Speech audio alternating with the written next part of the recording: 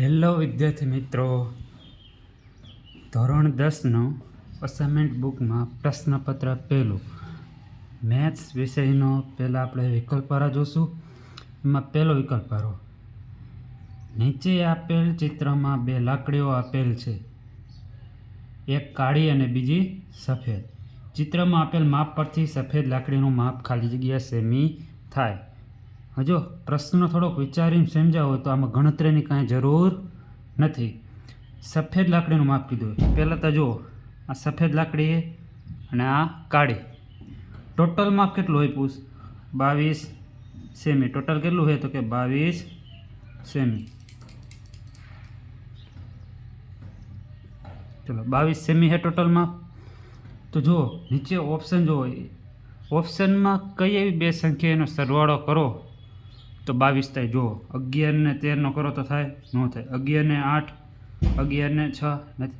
હજુ જોઈએ 13 ને 8, 13.5 પ્લસ 8.5 કરો એટલે કેટલા થશે?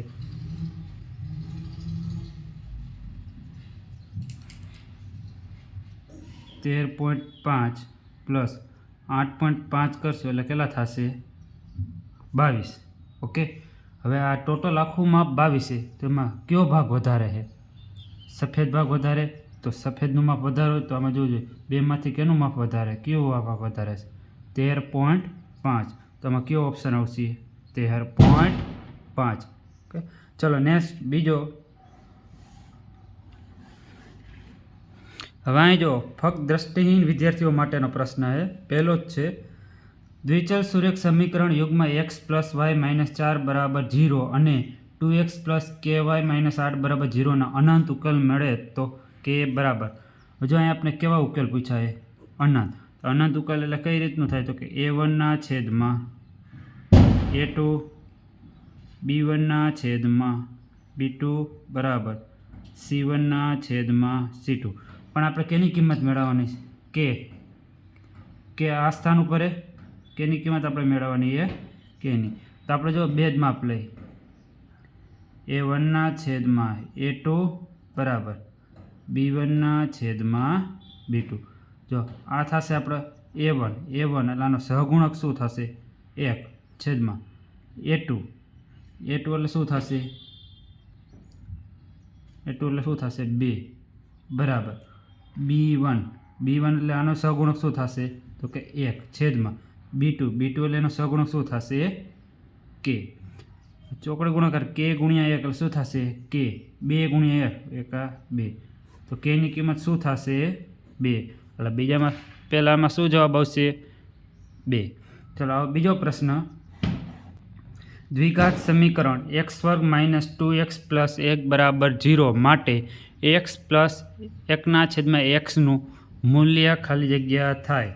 જો બે રીતનો તમે કરી શકો. પહેલાં તો આપણે કેની કિંમત મેળવવાની છે? x + 1/x એટલે xની કિંમત મેળવી પડે.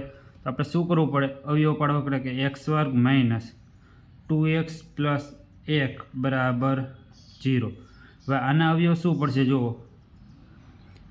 2 ના અવયવ પાડીએ આપણે, 2 × 2 એટલે આવી રીતે લખી શકાય.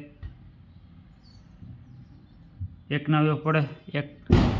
ચલો 1 ના અવયવ શું પડશે? 1 ગુણ્યા 1 એટલે શું થાય?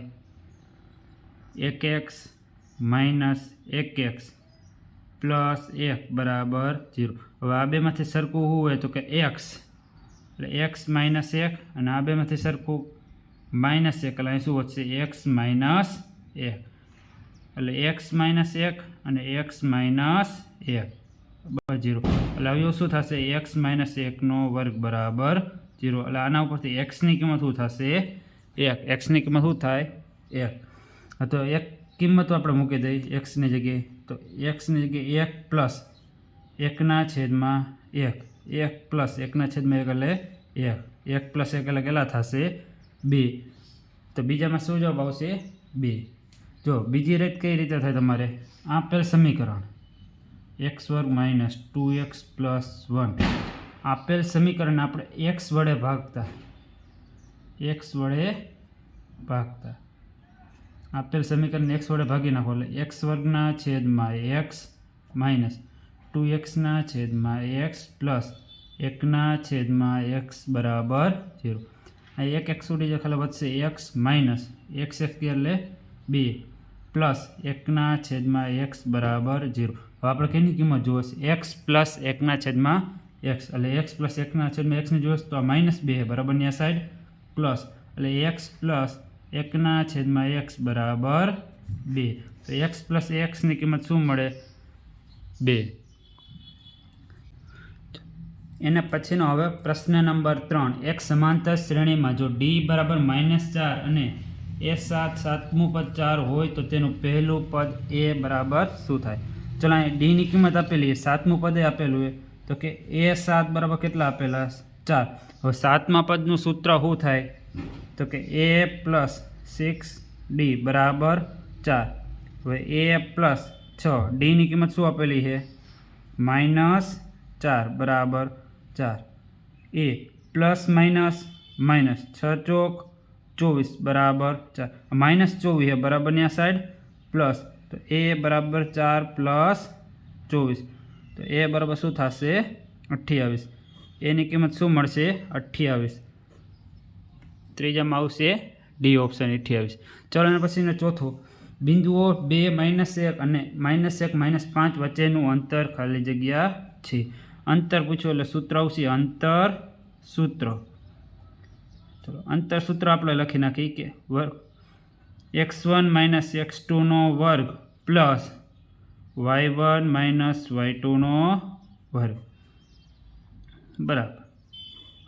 ચાલો હવે પેલું x1 y1 x2 y2. હવે x1 એટલે કેટલા થશે 2 નિયમના માઇનસ એમના x2 એટલે -1 તો માઇનસ માઇનસ પ્લસ 1 એનો વર્ગ પ્લસ y1 એટલે થશે -1 નિયમના માઇનસ y2 એટલે -5 પણ માઇનસ માઇનસ એનો વર્ગ 2 + 3 એટલે કેટલા 2 + 1 એટલે કેટલા થશે તો કે 3 નો વર્ગ પ્લસ -1 + 4 5 એટલે કેટલા થશે -1 + 5 એટલે કેટલા થાય તો કે 4 એનો વર્ગ 3 નો વર્ગ 9 + 4 નો વર્ગ તો કે 16 બરાબર 9 + 16 એટલે કેટલા થશે તો કે 25 અને 25 નું વર્ગમૂળ 5 તો કેટલું અંતર થશે 5 એકમ.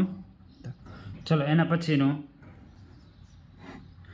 જો sin² θ બરાબર 1/2 તો tan² θ ની કિંમત ખાલી જગ્યા થાય. જો tan² θ નું સૂત્ર આપણે લખીએ તો sin² θ ના છેદમાં cos² θ. એક એ રીતે થાય તમારે તો પહેલાં cos² θ ની કિંમત મેળવવી પડે. ચાલો આપણે અહીં જો sin² θ પ્લસ cos² θ બરાબર 1.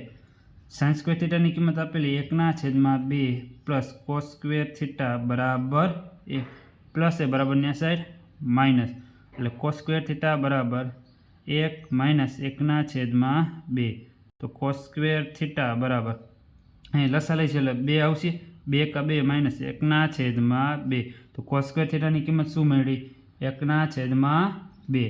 હવે કેની કિંમત મેળવવાની કીધી તો કે tan² θ. તો tan θ નું સૂત્ર શું છે sin θ ના છેદમાં cos θ. તો sin² θ ના છેદમાં cos² θ. sin² θ ની કિંમત 1/2 cos² θ ની કિંમત 1/2 છેદ ઉડી જાય 1/2 એટલે જવાબ આવશે 1. તો tan² θ ની કિંમત શું થાય 1. જો આ ડાયરેક્ટ કિંમત તમને ખબર પડી જાય sin² θ નું માપ અડધું હોય sin² θ પ્લસ cos² θ એટલે માપ કેટલું થાય આખું થાય તો sin² θ 1/2 તો cos² θ પણ કેટલા થાય 1/2. tan² θ નું સૂત્ર છે કે sin² θ ના છેદમાં cos² θ તો 1/2 એટલે શું જવાબ આવે 1. ચલો એના પછીનો છઠ્ઠો પ્રશ્ન કોઈ અવલોકનના મધ્યક અને મધ્યસ્થ અનુક્રમે 21 અને 23 છે તો તે અવલોકનનો બહુલક ખાલી જગ્યા થાય. જો બહુલક મેળવવાનું કીધું અને મધ્યક અને મધ્યસ્થ આપેલા તો મધ્યક મધ્યસ્થ અને બહુલક ત્રણે સાથે ધરાવતું હોય એવું એક સૂત્ર હતું કે z બરાબર 3m - 2x બાર મધ્યક x બાર કેટલો આપેલો છે 21 અને મધ્યસ્થ કેટલો આપેલો છે 23. તો આપણે કિંમત મૂકી દઈએ 3m એટલે 23 - 2 x બાર એટલે 21 બરાબર 23 ગુણ્યા 3 કરો એટલે 3 તેરી 9, 3 દુ 6, 21 ગુણ્યા 2 કરો એટલે 21 દુ 42, બરાબર 9 માંથી 2 જાય એટલે 7, 6 માંથી 4 જાય એટલે 2. તો બહુલક ઝેડની કિંમત શું મળશે? તો કે 27. ઓપ્શન નંબર એ. વિડીયો પસંદ આવ્યો તો લાઈક, શેર અને સબસ્ક્રાઈબ જરૂર કરો. આગળ આપણે હવે પ્રશ્નપત્ર પહેલાંનો જ હવે આગળ જોશું ખરા ખોટા, પછી એના પછી એક વાક્યના. જેમ બને એમ વિડીયો શેર કરો